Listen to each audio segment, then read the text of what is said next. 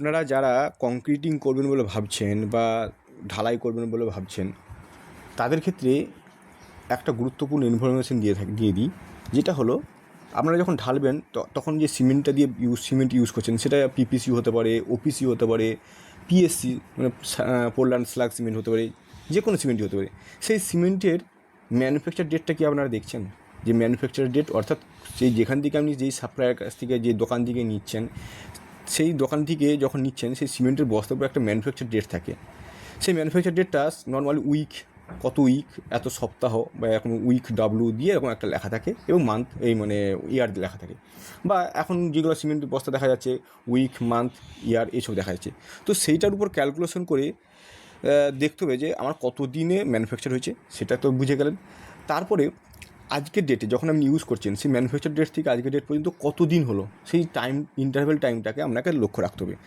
যদি দেখেন যে 3 মাসের আগে আপনি এই 3 মাসের মধ্যে আমি ইউজ করছেন, ম্যানুফ্যাকচার ডেটের পর 3 মাসের পর তারপরে 3 মাস তার মধ্যে ইউজ করছেন, তাহলে ঠিক আছে, সেটা করা যাবে। আর যদি দেখেন যে দেখতে থাকছেন যে 3 মাসের ওভার হয়ে যাচ্ছে, তাহলে কিন্তু সেটা সিমেন্টটাকে ইউজ না করাই বাঞ্ছনীয়। নর্মালি কোড বলছে যে যদি 3 মাসের উপর হয়ে যায়, সিমেন্টের ম্যানুফ্যাকচার ডেটের পর 3 মাস পরে আপনি ইউজ করছেন, তাহলে তার স্ট্রেংথ কমে যায় বা রিডিউস হয়ে যায় 0 থেকে 20%, অর্থাৎ 20% পর্যন্ত, 20% পর্যন্ত রিডিউস হয়ে যায়। যদি 6 মান্থ হয়ে যায়, সেক্ষেত্রে 30%-এর উপর রিডিউস হয়ে যায়।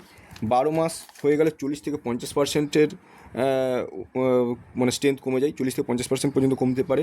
এবং 2 বছর বা 24 মান্থ যদি হয়ে যায়, সেক্ষেত্রে 50%-এর বেশি স্ট্রেংথ কমে যেতে পারে। অর্থাৎ সিমেন্টের এই স্ট্রেংথ কমে যাওয়ার ব্যাপারটা তার কিন্তু ম্যানুফ্যাকচার ডেটের উপর অনেক কিছু নির্ভর করছে। তাই যখন আপনি সিমেন্ট কিনবেন বা ইউজ করবেন, তখন আপনাকে লক্ষ্য রাখতে হবে সিমেন্টটার ডেট, ম্যানুফ্যাকচার ডেট, কারেন্ট আছে, কারেন্ট মাল আছে কিনা, অর্থাৎ মানে সিমেন্টে যেখান থেকে নিচ্ছি সেটা মানে খুব রিসেন্ট আমার তৈরি হয়েছে কিনা, বা রিসেন্ট আমার ম্যানুফ্যাকচার যে কারখানা আছে সেখান থেকে এসছে কিনা, সেটা আপনাদেরকে দেখে নিতে হবে।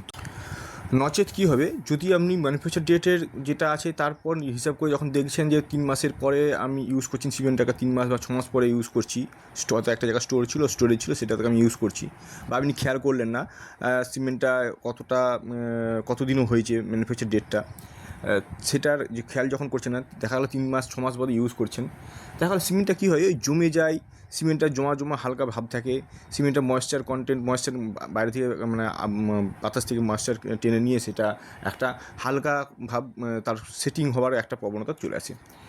তো অনেক সময় জমে যায়, সেইগুলোকে কী করে অনেক সময় ভেঙে ইউজ করায়। এতে কী হয়, মানে অনেক সময় অনেকে আবার চালুনি দিয়ে চেলে কাজ করছে, এতে কী হয় যে প্রপার স্ট্রেংথ কিন্তু একদম পাওয়া যায় না। অর্থাৎ যে রিডিউস হয়ে যাওয়ার ব্যাপারটা, মানে শক্তি স্ট্রেংথ কমে যাওয়ার ব্যাপারটা, সেটা কিন্তু ম্যানুফ্যাকচার ডেটের উপর সত্যিকারেরই একটা খুব গুরুত্বপূর্ণ মানে গুরুত্বপূর্ণভাবে নির্ভর করছে, ডিপেন্ডেবল। তো এই ব্যাপারগুলো কিন্তু আপনাদেরকে লক্ষ্য রাখতে হবে। সিমেন্ট যখন ইউজ করছেন, ভালো সিমেন্ট ইউজ করুন এবং কাজটাকেও প্রপারলিভাবে করুন।